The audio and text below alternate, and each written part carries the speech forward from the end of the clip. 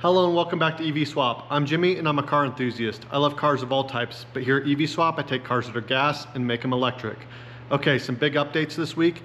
We got some motor mounts built for the Tacoma, and I built a throttle pedal mount for the VW Beetle, and I also got some cool footage from one of my viewers and friends, Karl, who has a sweet Porsche 924 that he built with a Nissan Leaf with the 60 kilowatt hour battery, the 200 horsepower motor, and we'll get to that footage at the end. Okay, I got the motor, made it up to the transmission now, the 5-speed Toyota transmission and the Nissan Leaf motor, using those awesome Brat Industries adapter plates. I only have a couple bolts in here and it's not fully set up. I still don't have the coupler inside, but we're gonna mock it up in the truck, start taking measurements, see where we need to put our mounts and our cross members, and just see what it looks like. So let's put the motor in the truck. You can see also I've got the inverter still attached to the motor, and the PDM, I think if we don't put it up under the hood, we're gonna put it in the back because the customer wants the charge plug to go in where the gas filler goes. So I think it'll be easier if we put the PDM in the back under the bed. So this will also give us a little bit more room under the hood because, again, I want to try to fit some of the battery modules under the hood, maybe up to half of the battery modules. Look how clean and shiny the motor is and how dirty the transmission is. I think what I'm going to do is power wash the transmission and see if we can get some of this grit and grime off of there. Not that it affects anything, it just will look better. So this is one of the motor mounts, the original Leaf motor mounts, so I'm going to reuse that if possible. And then over here on this side, there's these 3 bosses, and I'm going to build another plate to go on here and weld in like kind of an outrigger here, and then another rubberized motor mount on this side of the motor. And then of course we'll anchor the tail shaft of the transmission on the stock cross member where the original transmission was mounted. So that's the plan. We're going to put it in now and see if the plan is still going to work.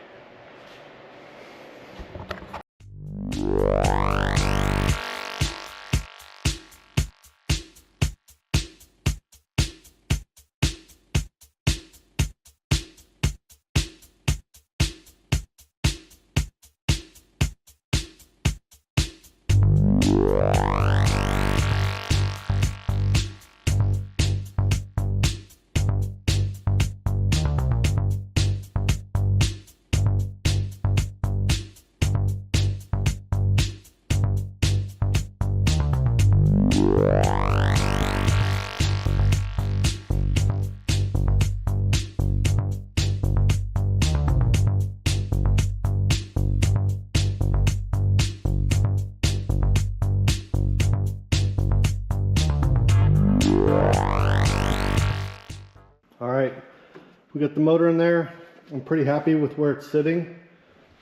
It's actually scooted a little bit to the rear compared to the original engine and transmission, but that's kind of what I want because I want more space here for the batteries. Because again, remember, we're gonna have to have a radiator here and then the batteries, and they're gonna have to be in a box, which is gonna be kind of bulky. And then, so this looks like a right amount of space. Looks like maybe 18 to 24 inches there. So that should be plenty of space to do the battery box. And just depending on how it works, it might be kind of like a T-shaped where we have batteries up here and then 2 stacks of batteries here and then 1 stack over on this corner. Or maybe we'll just fill in this space with 2 stacks of batteries. We're just gonna have to continue with the build and see how it ends up. Also the air conditioner, right now that's the original compressor. I need to get my buddy over here to discharge the refrigerant out of that. And then we have to adapt these lines to the Nissan Leaf air conditioner, which I think we'll be able to mount next to the motor on this passenger side, similar to how it actually is mounted in the Leaf. So that'll be good. And then we're gonna have AC. So I haven't talked about the AC yet, but basically we're gonna use the Nissan Leaf compressor, and we'll use the Toyota condenser here and the evaporator core under the dash, and we'll use probably some of these hoses, or we'll adapt some custom hoses. And then we need a limb controller, which is similar to CAN bus from what I understand, but it's simpler commands. Instead of send and receive, it's just send. And so I need to build like a Raspberry Pi type device to control the air conditioner. So I'm kind of pushing that down the road a little bit. If anybody knows how to run the Nissan Leaf air conditioner using something like that, or maybe there's an off-the-shelf part or kit to do that, please post in the comments, because that's something that's kind of new for me. I haven't done AC on one of these builds yet, but I think it's going to be totally worthwhile to have AC. And then of course we're going to have a heater. On this build, what I want to do is use a little 400 volt resistive heater that will heat coolant, and then we'll plumb that straight into the heater core under the dash in the truck. So that should be really simple and straightforward, and we'll be able to use the heater core in the truck so it'll work just like normal, and run that heater off of the 400 volt battery. At that part, I'm pretty well figured out. It's just AC. I'm going to need to do a little bit more research and finalize what I'm going to do. So back to the motor, it kind of rolled over on me, but I'm going to level it out. I'm going to start building the rear cross member mount for the transmission. I'm going to use the original mount from the transmission that came with this truck. I'm going to have to cut a little bit and weld on some new metal, but I think that's going to be pretty straightforward. And then it looks like we'll be able to adapt this motor mount here to this front cross member pretty easy. Just weld on some steel plate there and have enough room for the rubber mount on that side. And then on this side, we'll have that plate I was talking about, and we'll either weld it to the frame, or maybe I could reuse this mount here for the original engine mount. That should be pretty straightforward and easy as well. So that's what I'm going to start doing now, is get this thing mounted up and bolted in so that we can start figuring out the rest of the components, where they're going to lay out. And then I need to get the coupler manufactured for the input shaft to mount to the motor output shaft. And that's just going to be some fine measurement, and get everything really precisely measured out.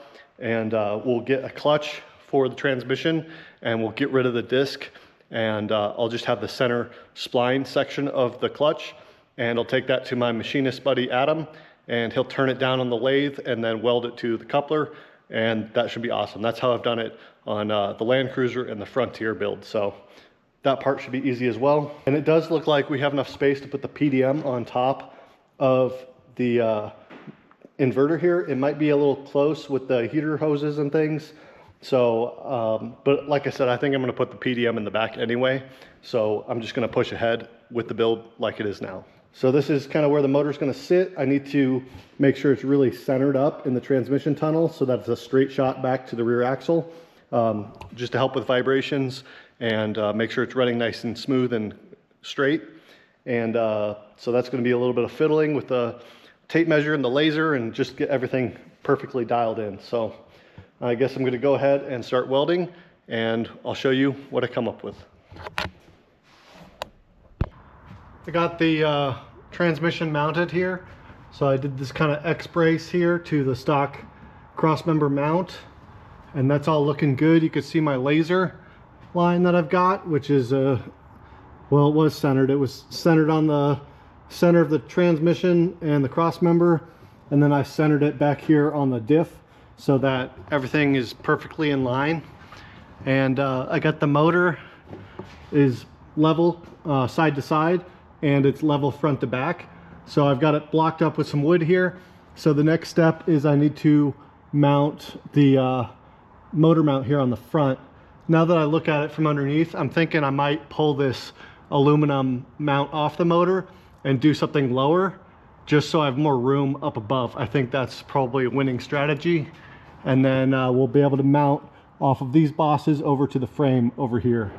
So we'll have 3 points of contact, as it were, to hold the motor in place, which is perfect. That's how I did the Frontier, and I think that's going to be great for stability and vibration and just everything like that. So I got the rear tail shaft mounted.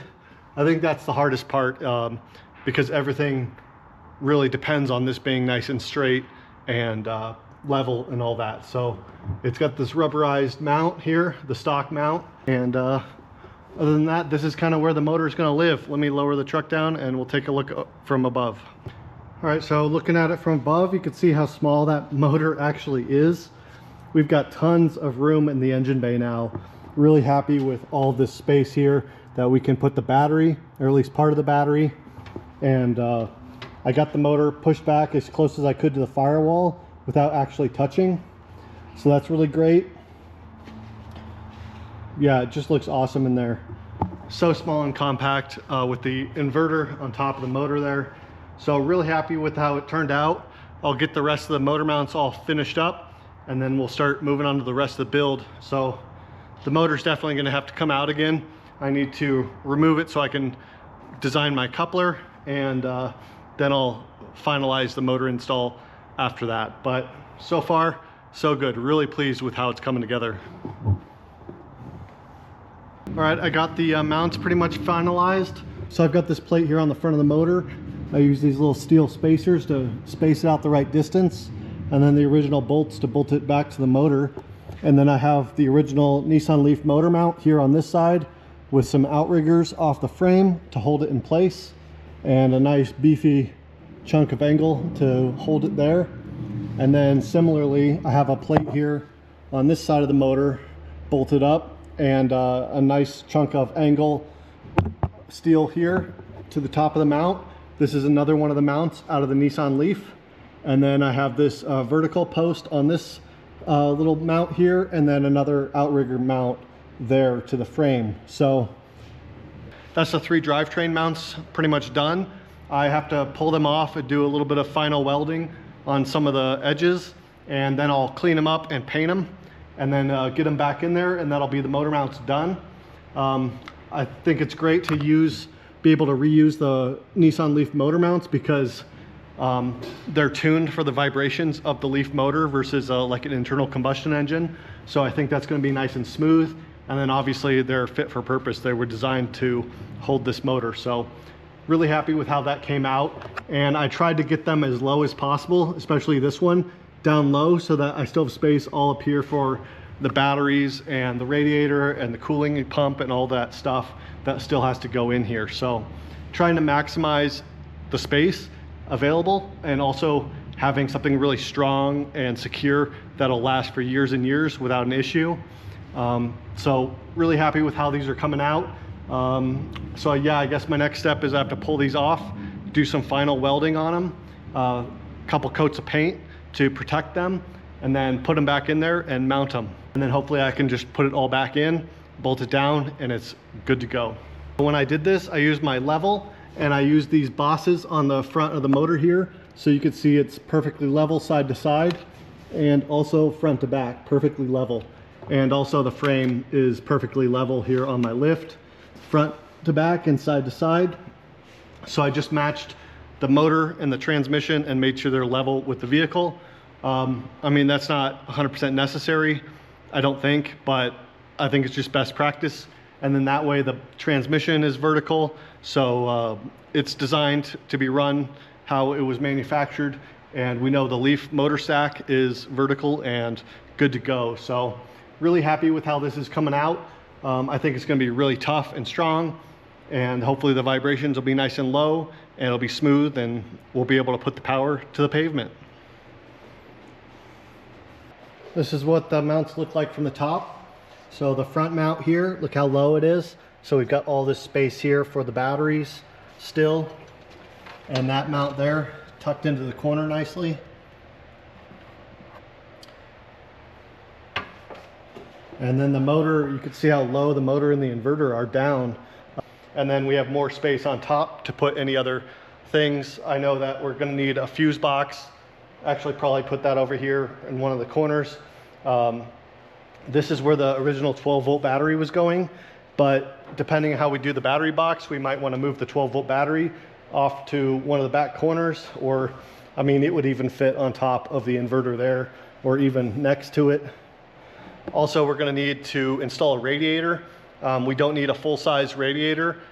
We still do have the original radiator from this pickup truck, so you know, we can use that if we need to, but I'm thinking we might need this space for the batteries, so we can put a small radiator somewhere else in the engine bay, even vertically, or I'm sorry, horizontally on top.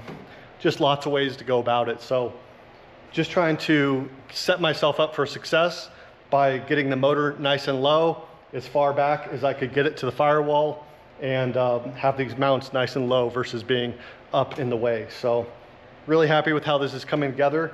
There's a lot more space here than I expected once I got the motor in. So I think we're off to a good track here. I think it's gonna be a great build. So, well, gotta get back to it. All right, so the mounts are now painted up. I got a couple coats of paint on them and they're looking good. Keep them protected and safe from all the elements. And we got the motor and transmission disconnected, and I went ahead and I started taking some measurements on the coupler so that I can get the coupler machined down. So here's the coupler from Brat Industries. So what I need is to have this shortened by 32 millimeters and then welded onto this. This is a clutch center from a clutch that I was able to just drill out these rivets and remove the clutch center from the clutch assembly. So this will be welded onto the coupler like that after it's been shortened. And then this side will go to the Nissan Leaf motor and this side will go to the Toyota transmission. Now this is basically the same way that I've done all the Nissan Leaf base conversions in the past. So I know it's gonna work. I just need a machinist who has a lathe to be able to turn this down to the right diameter and weld these together so that they're perfectly concentric and straight, and TIG weld them, because I can't TIG weld here. So it's good to have machinist friends to do things like this. So then on the Volkswagen Beetle, I've been working a little bit on the wiring, getting things set up. So you can see I've got the throttle pedal mounted in here. So I'm not 100% happy with the positioning of it when it's fully depressed. You can see like your foot might interfere with some other things. So I'm just gonna add some spacers on this part and bring the pedal out a little bit more, maybe angle it a little bit as well. But also I got the brake and clutch back in. And then what I did is I put in the replacement brake booster, or the brake master cylinder, and got it all connected up, and 2 new brake pressure switches there. So I still need to bleed the brake system, get all new fluid in the system, and I still have to put in the replacement reservoir for the brake fluid. But really happy that I got that in there. The Beetle is kind of a quirky car. It's kind of annoying to work on sometimes. Like the brake master cylinder just kind of hangs there, so it was kind of a pain to have it put on one side and then put the bolts in from the other side. So I had to like use some wood and some blocks to hold it in the right position so I could start threading the bolts in. I really like the Japanese vehicles, specifically from the 90s. They're just so easy to work on, and it seems like the engineers thought about some things like this, whereas this is like a 1930s design, so you get what you get. But really enjoying both of these builds so far, making progress. All right, so that about does it for the updates on the projects this week. I'm gonna roll some footage of Karl's awesome Porsche 924. He has been building this car down in New Mexico, and it's a really cool build. It's a awesome Porsche 924. Originally those cars were kind of the poor man's Porsche with a derivative of a Volkswagen engine, 4-cylinder. They're a front engine, rear drive car, so a total change from the Porsche 911 that everybody knows, but they actually are really good cars. They handle really well. They have really great suspension geometry and weight balance. And he used a 60 kilowatt hour battery and the Resolve EV controller, and he has a really cool build now. He just got it running and he sent me some footage, so let's get into it.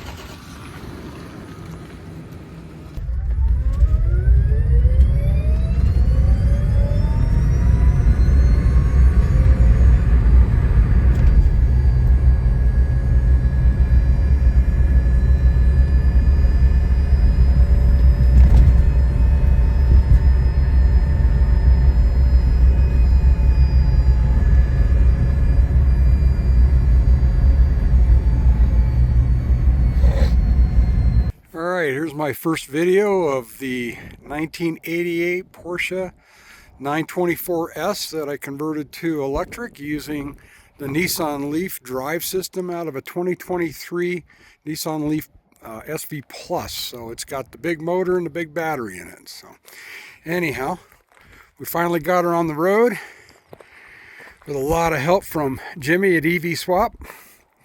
And there's my front battery pack. I put in a Tesla brake booster. Also put in a Mazda power steering pump. I tucked the bumpers shortly after I got it, so it looks a little better.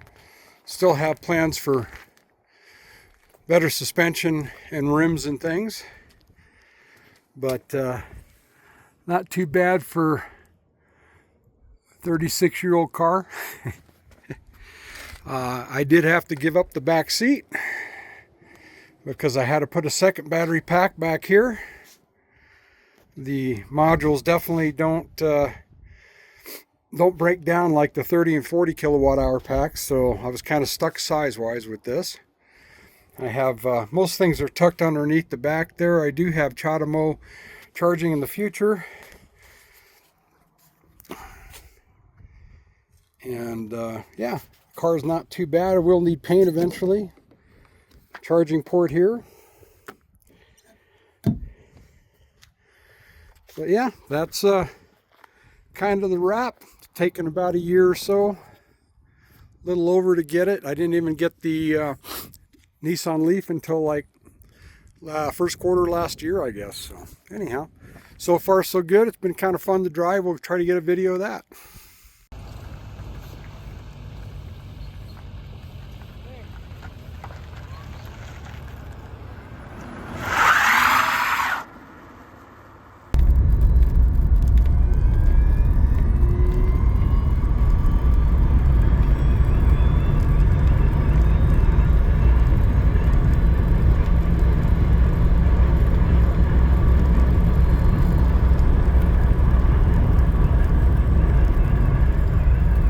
What a cool car. I mean, you can see when he puts the foot down, the tires just spin instantly. There's just so much torque available all the time right now. And in such a lightweight, cool sports car, that's gonna be so much fun to drive.